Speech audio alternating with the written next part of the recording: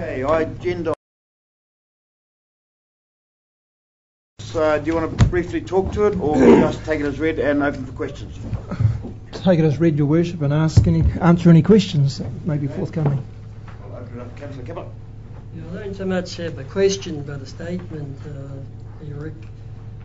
I'd be happy to move the either of the options, which is actually enshrined in the resolution.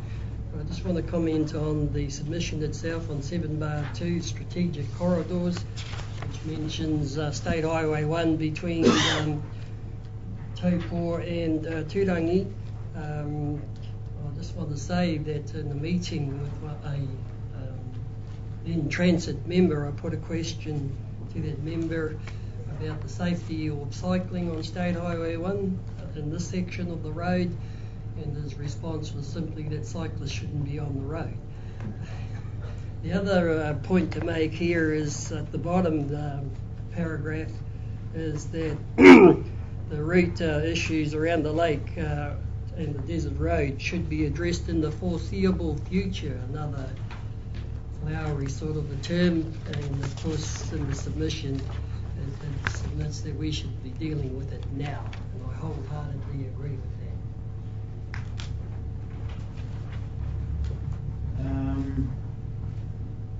Ms. Lewis, your comments to those comments, please. You've prepared this this submission. Correct. And you've got a councillor here that's saying that he thinks it's flowery and it should be more pointed. And that's exactly why in the last paragraph I've said that it would have a contend that the attention is needed now. I'm agreeing. That's what I've actually got written.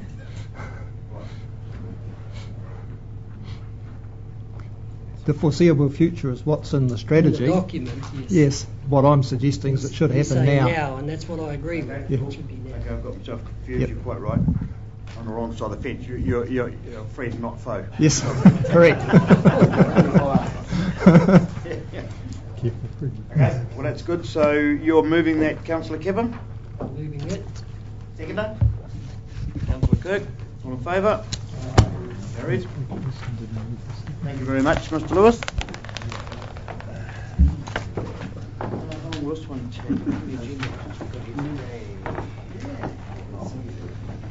Okay, moving now to agenda item number 8. Ms. Gilbert, Councillor Downard.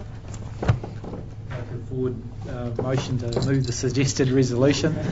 I went through all those policies and a lot of them were 91 or 87, 97, so yeah, and all of them look like old policies, so... Well, it would be, yeah, okay, I accept you as the mover for revoking these policies, but should we go through them one by just give a quick overview as to why? They're redundant, obviously, they've been superseded. So we do have new councillors here. I know they would have read it, but is every one of these just superseded or... Even before our time, Rick. Sorry, Mayor. Well, that's fair, but I just would like just a quick overview from you, please, Ms. Gilbert, for everybody's sake in the room as to why we are revoking certain council policies. Thank you, Your Worship. The primary goal is to clean up the list of policies so we know what we've actually agreed to and what we have to adhere to, and then we want to publish them all on the website as opposed to just the ones we're really, really confident about.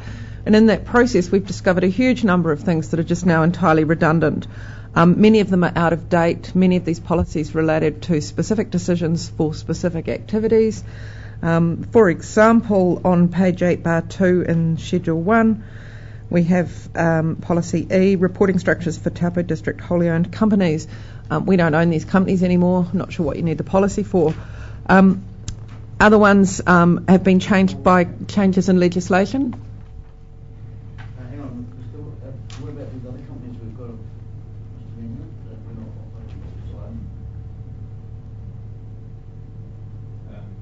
We don't have to report on dormant companies, so these ones here are the ones that we don't have any interest in, but the only companies that we have are dormant, so we don't report on them. Okay, cool. Sorry, Ms. Gilbert, carry on. No, that's fine. Item F, inflation-adjusted contributions.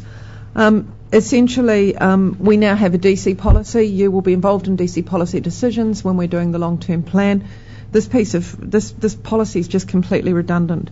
Principles of Agenda 21 was something that was set in place more than 10 years ago, and essentially the Resource Management Act and other policies of Council cover off all of this. Ozone-friendly. It's actually the Local Government Act that really covers those ones off because it requires you to take a sustainable development approach. Thank you. The ozone-friendly Taupo was a specific campaign that Council conducted 20 years ago, so that's definitely not needed. The item on cadet policy came to this Council at the beginning of the current calendar year as one of a raft of policies that we thought should be revoked, mainly because since the Local Government Act, or under the Local Government Act, the Chief Executive employs staff. You know, as you're aware as Council, you employ the Chief Executive and then he employs the rest of us. And so any policy on having cadets is a business decision for the Chief Executive to make, not a decision of Council. The last Council wanted to keep it in there anyway for reasons that were important to them at that time. But as I'm saying, all of these policies, what I have before me, if anybody wants, and we didn't weigh you with the paper, is copies of the original resolutions and the papers that they were attached to, so that we've been able to look at the resolution and go, what were they talking about? Why did it matter? Have we really understood this properly before we put these to you for revocation?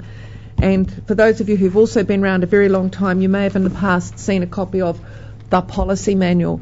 In fact, keeping a hard copy version of something up to date, given the rapidly evolving kind of changes that go on. We're not going to do this anymore. Basically, it was out of date the day after it was printed.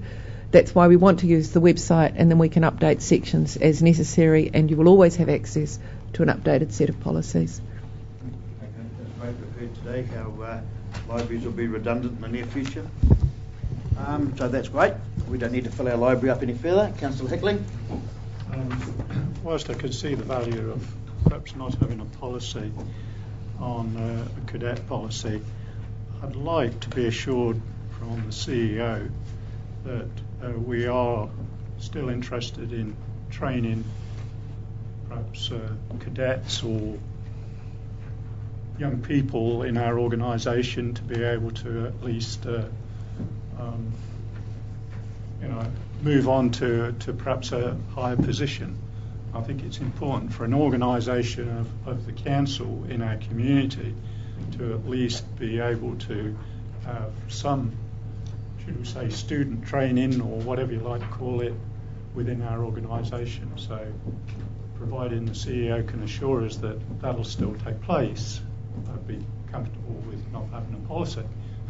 As a local government trainee myself, I would say I would be fooling myself if we didn't think we had to have youngsters being trained through apprenticeships, through cadetships, Whatever, yep. whatever mechanism it takes. I certainly don't want to be 65 years old working with 465-year-olds. Okay. That gives me assurance. Right, well, Councillor Downer was the mover, and I'm presuming you were moving the either that the policies contained in Schedule 1 be revoked. Our seconds of that, please. Councillor Williams, all in favour? Aye. Carried, thank you. Moving now to agenda item number 9 is the timeframes for the long-term plan, which used to be called the LTCCP. It's now the LTP. Ms Gilbert, I'm presuming you'll talk about this again.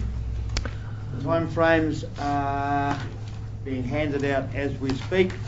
I can understand that some of us may not be able to get to some of these dates, etc., etc. As long as we have a quorum, we don't have to be at everything. If I can't make it, I'll put in my apologies, and I'm sure Deputy Mayor Downer will do a good job of sharing it on that particular day, but very difficult to know what we'll be doing on those dates next year. Anything can happen family-wise, health-wise, etc., etc. So unless there's a strong will to change what's on this bit of paper, I would suggest we simply adopt it. Any further discussion on that? Then I'll have a mover, please. Councillor Craig, second, please. Councillor Kirk. Those timeframes and the development of the long-term plan as outlined in the schedule attached to the officer's report be adopted, which is this one here. Councillor Dallin. Can I just ask a question? I thought just the reordering of the long-term council plan, or now it's just the LCP, is it? LTP, government interims.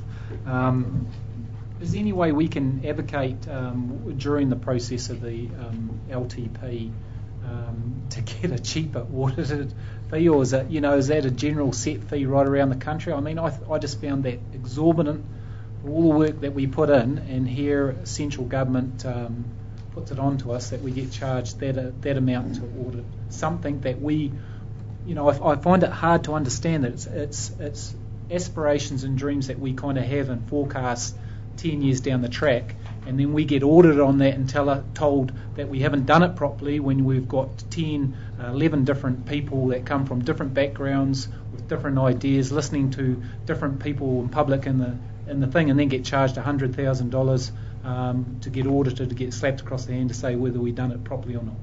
Well, if I could just fill in on that, yes, they did try to slap us across the hands, and you'll remember quite vividly that I was reported in the paper as calling them bureaucratic thugs. And I was right.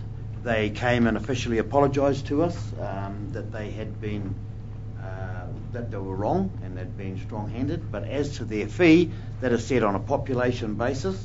I find it rather large myself, but I don't think we've got a chance of changing that fee. But I'll leave that to Mr. Van Hennett or Mr. Williams to comment on. But I would think that we're at the hands of central government there, and that's just a standard fee for all councils based on population basis, I think. Yeah, I mean, there are many, through Mr. Chair, that say the public are our true auditor, which is very much the case. However, Audit New Zealand do have a part in this process, and their fees are based on their global costs nationally, divided by populations locally, with some element of consideration for the work that they have to do locally. That would be correct, Alan? Correct, yes. We still try and negotiate. They try and negotiate in one direction and we try and negotiate in the other. But sorry, Mr. Chairman, at the end of the day, what can they do? Lock up us? I honestly do believe that they are just, put it mildly, ripping us off, the ratepayers off. I mean, $100,000 to audit a plan that's got dreams and aspirations coming from a community, how can you audit that and say you're doing something wrong or right? I know there's certain criteria that we have to abide by, but I believe that we should make a stance and say, hey, we're not going to pay that. What can they do? Well, they might lock me up, but let's be... well, if they just lock up you, Mayor, that's fine. Let's be quite frank about this. When we stand to be elected, and you did stand to be elected and you have been elected, whether you like it or not, rightly or wrongly, you have to obey to the Local Government Act 2002, and that is a strong law in the Local Government Act 2002. And if you don't like it, take a remit next year to local government conference. Let's change it. But you've got to change it. You can't just not do it. It's law. It's legislation, and we have to act under that legislation. And sorry, Mr. Chairman, and that's why I bring it up now, because I do believe that, rather than suddenly coming to the audit and then suddenly we're wham, another $100,000 and we just carry on, oh, that's the way it has to be. I'm just putting it out there for a discussion to say, is there any way that we can advocate, because I do believe that is exorbitant. Well, I would certainly support you there. Mr. Williams has asked to say something, but something that needs to go to a remit, I think, does it? Again, through the chair, you can choose to decide what you want to do with regards to the level of the fee. But what I would say is that audit is not just about what we haven't done in their view properly. That's a very valuable part of the exercise, is that they do have legislative requirements to ensure that we have done the right things.